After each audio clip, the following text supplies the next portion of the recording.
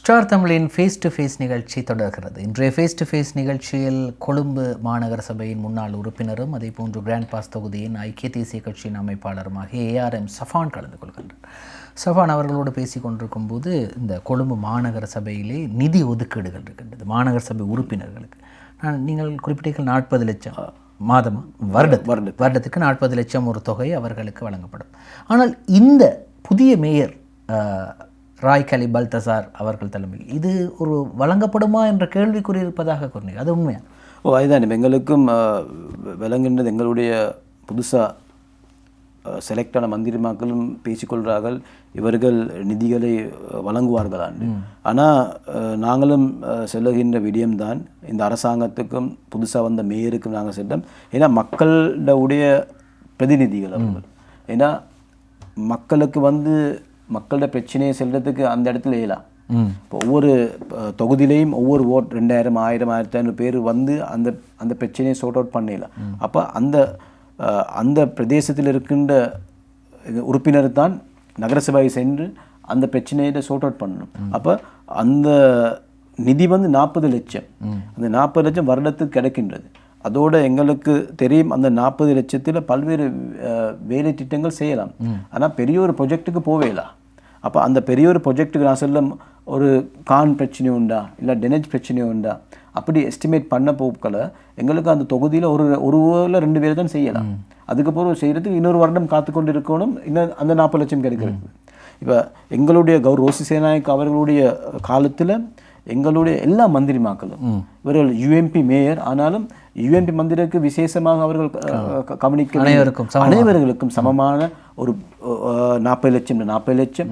அதோட மேயருடைய USS fund ஒன்று மேயருக்கு இருக்கின்றது. அந்த ஃபண்டையும் நாங்கள் எடுத்துட்டு இருக்கிறோம். UMP மந்திரிமாக்கள் இல்லை, அடுத்த கட்சியில் இருக்கின்ற மந்திரிமாக்களுக்கும் எங்களுடைய கௌரவ அவர்கள் வழங்கினார்கள். அவர்கள்கிட்ட அரசு இது எதற்காக நீங்கள் ஒரு அச்சம் உங்களுக்கு நிலவுது? இவர் தருவாங்களா தரமாட்டோம்? எங்களுடைய புதுசாக சென்ற மந்திரி எங்களுடைய உறுப்பினர்கள் அவர்கள் பயப்படுறார்கள், இவர்கள் 40 லட்சமும் கொடுப்பார்களா? ஆனால் இது உங்களுக்கு ஞாபகம் இருக்கும்னு நினைக்கின்றேன். இந்த உள்ளூராட்சி மன்ற தேர்தல் நடைபெறும் காலகட்டத்தில் நடைபெறுவதற்கு முதல் ஜனாதிபதி அனுரகுமார் திசாநாயக்க குறிப்பிட்ட ஒரு வார்த்தை, எங்களுடைய தேசிய மக்கள் சக்தி உருவாக்கும் சபைகளுக்கு நாங்கள் பயப்படாமல் பணத்தை கொடுப்போம். ஞாபகம் இருக்கலாம் நினைக்கிறேன், அப்படி சொல்லியிருந்தேன். அது காரணம் என்னென்னா எங்களுடைய தேசிய மக்கள் சக்தி அரசாங்கத்தின் உறுப்பினர்கள் ஊழல் அற்றவர்கள், ஊழல் செய்யாதவர்கள்.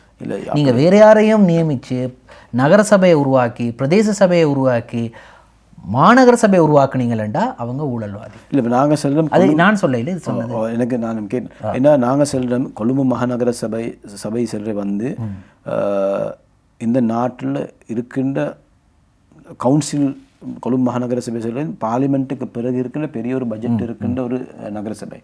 இனி அந்த நகரசபைக்கு நிதி ஒதுக்க போக்கல இந்த மத்திய சென்ட்ரல் கவர்மெண்டால் அந்த நிதி ஒதுக்கப்படாது.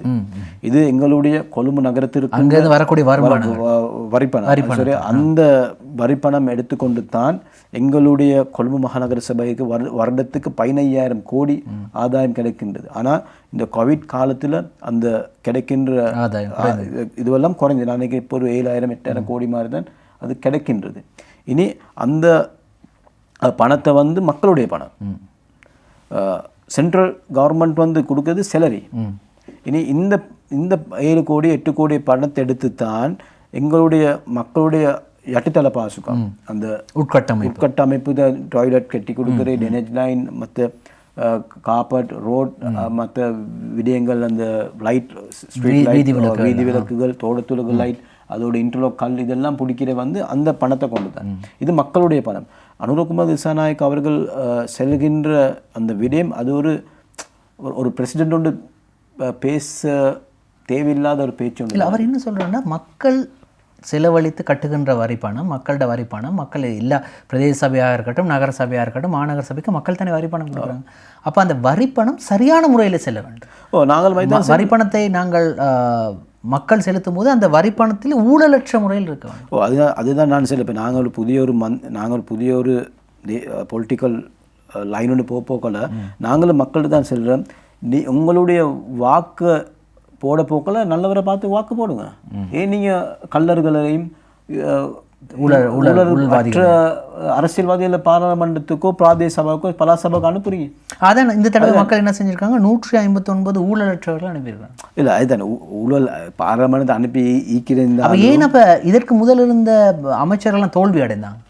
இல்லை அதுதான் நான் சொல்கிறேன். இப்போ மக்கள் வந்து நீங்கள் சொன்னதை மக்கள் செய்திருக்கின்றார்களாலும், ஆனால் ஒரு இடத்துல உதாரணம் செல்லும் இந்த நிர்வாகத்தில் நீங்கள் எங்களோட பேச்சுவார்த்தை கதைக்கிறீங்க, புதிய உத்தரவு போட்டால் அவர் என்ன செய்வார்?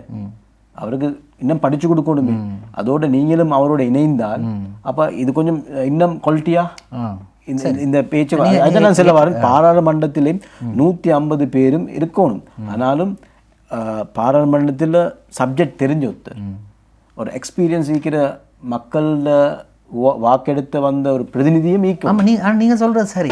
இந்த விடயத்தையும் ஜனாதிபதி சொல்கிறார். எப்படி சொல்கிறாருன்னா, 159 பிரதிநிதிகளை மக்கள் தெரிவு செய்து பாராளுமன்றத்திற்கு அனுப்பியிருக்கிறார்கள். அவர்களுக்கு ஒன்றும் தெரியாது என்று சொல்கிறீங்க. ஆமாம், அவர்கள் தெரியாது தான், அவர்களுக்கு களவெடுக்க தெரியாது. 159 பேருக்கும் ஊழல்வாதிகள் அல்ல, அவர்களுக்கு களவெடுக்க தெரியாது, மோசடி செய்ய தெரியாது. எனவே இப்படி சொல்கிறார். அதை என்ன சொல்றீங்க? அதை ஏற்றுக்கொள்றீங்க? இல்லை, நாங்கள் அதுதான் சொல்கிறோம். இப்போ மக்கள் வந்து என்பிபிக்கு வாக்களித்தார்கள். புதிய ஒரு பொலிட்டிக்கல் லைன் ஒன்று போகிறதுக்காக மக்கள் வாக்களி. நாங்கள் சொல்கிறோம் அது புதியது ஒரு அரசியல் மாற்றம் சரி. ஆனாலும் இவர்கள் செய்கின்ற பாதை வந்து பழைய பாதை, புதிய ஒரு பாதை இல்லை. இப்போ IMF ஆனதுன்னா IMFோட தான் உதவி கேட்குறார்கள். இன்றைக்கு டாலரோட விலையை பாருங்கள், டாலர் மறுவ விலை கூடி. இதை நான் சொல்ல இந்த அரசாங்கம் எத்தனை எக்ஸ்பீரியன்ஸ் ஒன்று ஈக்கிற ஒருத்தரும் ஓணும். இன்னும் நேற்று முன்னாடி பாருங்கள், அந்த ஏதோ ஒரு கான்ஃபரன்ஸ் ஒன்றுக்கு போயிட்டு எங்களுடைய ஹனுனத்தை எப்படி பேசுகிறாருன்னு. நான் அவரை இந்த குத்தம் செல்லல, நான் சார் நாட்டுடைய பிரதிநிதித்துவத்தை வந்து நாங்கள் எக்ஸ்பீரியன்ஸ் பாருங்கள். இந்த அலி ஷப்ரி அவங்க, மற்ற காஞ்சனை, மற்ற ரணில் விக்ரமசிங்க பாருங்கள். நான் சொல்கிறேன், அந்த நாட்டுடைய பிரச்சனைகளை வந்து அந்த இன்டர்நேஷ்னலுக்கு அவர்கள் அந்த கருத்தை பரிமாறிக்கிற முறையை பாருங்கள். அதான் அந்த எக்ஸ்பீரியன்ஸோடு இருந்தால் அது வந்து இன்னும் குவாலிட்டியாக. நீங்கள் சொல்கிறீங்க சஃபான், அதாவது அனுபவமற்றவர்கள் இவர்கள். அப்போ இவர்களுக்கு நெடுநாள் அரசியல் இந்த அரசாங்கத்தை கொண்டு செல்ல முடியாதுங்கிறீங்க. நான் இதை நான் சொல்லேன், ஃபர்ஸ்ட் அண்ட் லாஸ்ட் இவங்க ஒரு டேர்ம் தான் இருப்பாங்க.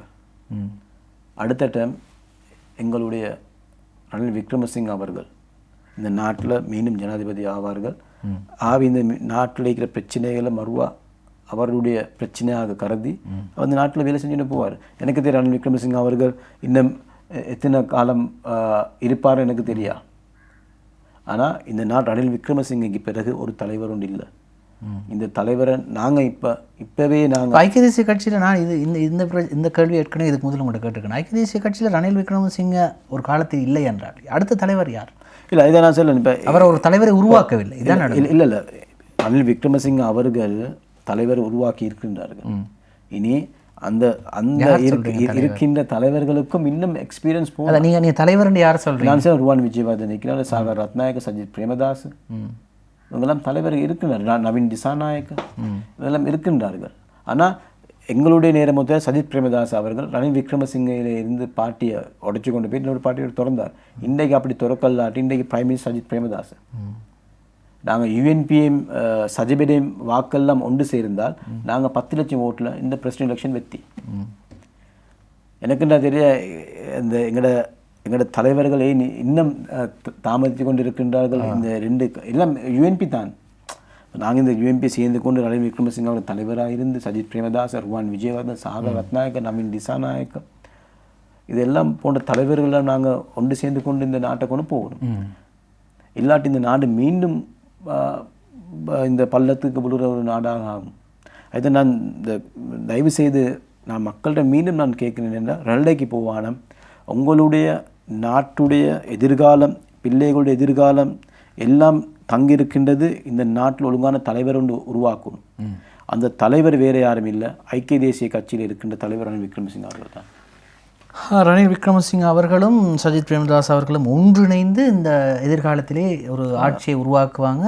ஆனால் இந்த அரசாங்கத்துக்கு இதுதான் ஒரே ஒரு தடவை என்று அது அவருடைய சஃபானுடைய தனிப்பட்ட கருத்து. இறுதியாக ஒரு கேள்வியோடு நிகழ்ச்சியை நாங்கள் நிறைவு செய்ய போகின்றோம். அதாவது சஃபானை மீண்டும் நாங்கள் எப்போது கொழும்பு மாநகர சபையில் பார்ப்போம்? இன்ஷா அல்லாஹ் எங்களுடைய தலைவர் ரணில் விக்ரமசிங்க அவர்களும் சாகல் ரத்நாயக்கா ருவான் விஜயவர்தன் அவர்களும் இப்போ இந்த எங்களுடைய ரம்சி டோனியா அவர்கள் இருக்கின்ற மந்திரி இம்முறை இந்த நகரசபை மேயருடைய இந்த தேர்தலில் அவர்கள் விஷயங்கள் ஒவ்வொரு இடத்துல லெட்டர் மூலியமாகவும் அவருடைய ஃபேஸ்புக் மூலியமாகவும் வாக்களிக்க மாட்டேன் என்று சொன்னார்கள். இனி அதோடைய பக்ஷவுடைய ஒரு வேண்டுகோள் வந்து என்ன இவர்களுக்கு வாக்களிக்க உண்டு. இனி அந்த உறுப்பினர் அவர்கள் அந்த டிசிஷனுக்கு அவர்கள் எக்ரி இல்லாட்டி பார்ட்டிலேயும் டிசைட் பண்ணி வர ஓரமாக்கி அந்த பிரதேசத்தில் லிஸ்டில் இருக்கின்ற மந்திரி நான்.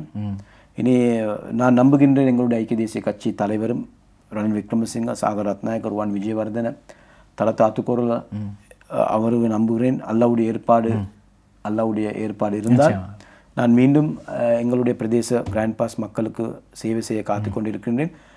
பாப்பம் எனக்கு அந்த இடம் கிடைக்கும் என்று நான் நம்புகின்றேன். நிச்சயமாக நன்றி. எனவே இன்றைய தினம் எமது நிகழ்ச்சிக்கு வருகை தந்த கிராண்ட் பாஸ் பகுதியின் ஐக்கிய தேசிய கட்சியின் அமைப்பாளரும் முன்னாள் கொழும்பு மாநகர சபை உறுப்பினருமாக ஏஆர்எம் சஃபானுக்கு எங்களுடைய நன்றி. ஸ்டார் தமிழின் ஃபேஸ் டு ஃபேஸ் நிகழ்ச்சி தொடர்ந்து நிறைவு பெறுகிறது. மற்றும் ஒரு ஃபேஸ் டு ஃபேஸ் நிகழ்ச்சியில் உங்களை சந்திக்கும் வரை விடைபெறுகின்றோம். நன்றி.